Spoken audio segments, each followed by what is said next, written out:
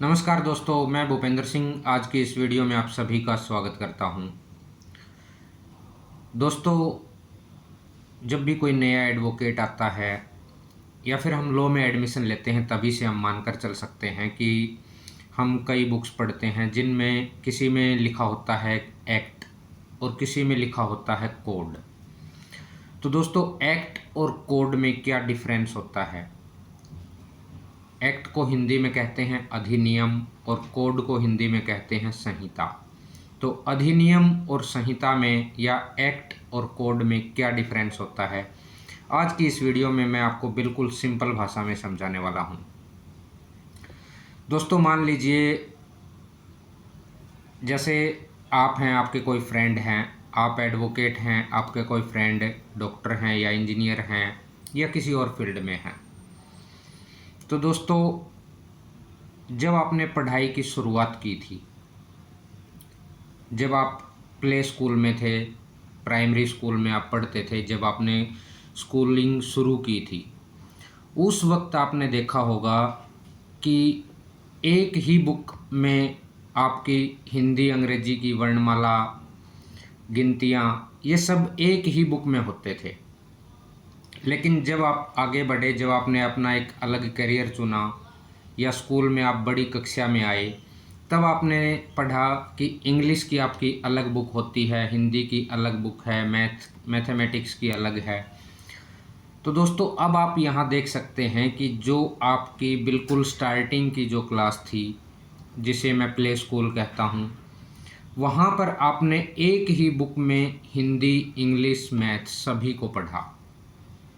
लेकिन जब आप बड़ी कक्षा में आए या फिर आपने अपना एक विशेष क्षेत्र चुना, तब आपको एक ही सब्जेक्ट की बुक्स पढ़नी पड़ी। दोस्तों, आम भाषा में एक्ट और कोड में भी यही अंतर होता है।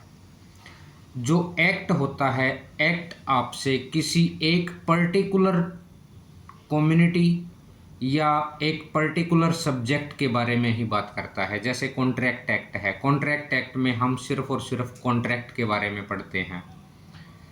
हिंदू मैरिज एक्ट में हम सिर्फ हिंदुओं के बारे में पढ़ते हैं। वहीं दूसरी तरफ हम देखते हैं, जैसे सिविल प्रोसीजर कोड है। सिविल प्रोसीजर कोड किसी कम्युनिटी का, किसी क्षेत्र का अलग से अंतर नहीं करता, वो पूरे हिंदुस्तान पर समान रूप से अप्लाई होता है।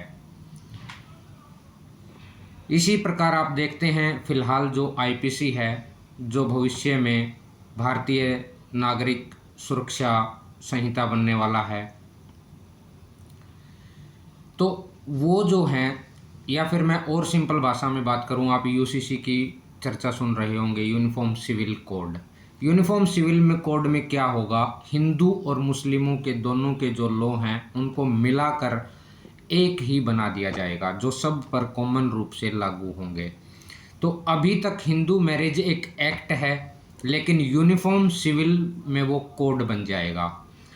तो दोस्तों, इस प्रकार आप देख सकते हैं कि जो सभी पर समान रूप से लागू होता है, वो किसी का, किसी कम्युनिटी का या किसी क्षेत्र का भेद नहीं करता, किसी सब्जेक्ट का भेद नहीं करता, वो कोड होता है।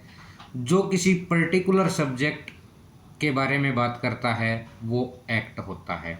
इसके अलावा एक्ट और कोड में क्या डिफरेंस होता है? तो दोस्तों, जैसे अभी आपने देखा होगा कि कुछ दिन पहले बिल आए हैं। तो जब एक्ट बनता है, उसमें बिल लोकसभा में फिर राज्यसभा में पेश किया जाता है, और जब दोनों जगह से पास हो जाता है, तब राष्ट्रपति की अनुमति के लिए जाता है। मतलब जब हम एक्ट का निर्माण करते हैं, एक्ट में हम एक तरीके से कुछ नई चीज़ों का वो करते हैं। अमेंडमेंट में हम एक या दो पॉइंट का करते हैं, लेकिन एक्ट में हम काफ़ी सारी चीज़ों का करते हैं। वहीं दूसरी तरफ जो कोड होता है, कोड में जब कोई भी चीज़ सम्मिलित की जाती हैं, तो वो नई नहीं होती हैं। वो पहले से समाज में, देश में या जिस क्षेत्र में, जिस क्षेत्र के लिए वो बना है, उसमें पहले से वो अमल में होती हैं। सिर्फ उनका एक जो अरेंजमेंट है, जो उनकी व्यवस्था है, सिर्फ वो बदली जाती है। इसको भी हम और सिंपल वे में समझ सकते हैं। जैसे मान लीजिए यदि आप किसी दिन अपने कमरे की या अपने घर की साफ़ सफाई करते हैं, तब आप देखते हैं कि साफ़ सफाई से पहले जो चीज़ें होती हैं वो बेतरतीब होती हैं, लेकिन जब आप साफ़ सफाई कंप्लीट कर लेते हैं तब आपकी सभी चीज़ें एक पैटर्न में आप उनको व्यवस्थित कर देते हैं। तो दोस्तों, कोड में जो चीज़ें होती हैं वो पहले से होती हैं और सभी पर समान रूप से लागू होती हैं। वहीं जो एक्ट होता है, एक्ट में नयापन होता है और एक्ट किसी पर्टिकुलर कम्युनिटी या सब्जेक्ट पर ही बेस्ड होता है। तो दोस्तों, उम्मीद करता हूँ आज की इस वीडियो में आपको जो एक्ट और कोड का जो डिफरेंस है, जो कंसेप्ट है, वो आपको समझ आया होगा। यदि आपको समझ आया तब आप इस वीडियो को लाइक कीजिए, अपने दोस्तों के साथ शेयर कीजिए और इसी प्रकार की लीगल जानकारी पाने के लिए इस चैनल को सब्सक्राइब करना मत भूलिए। धन्यवाद।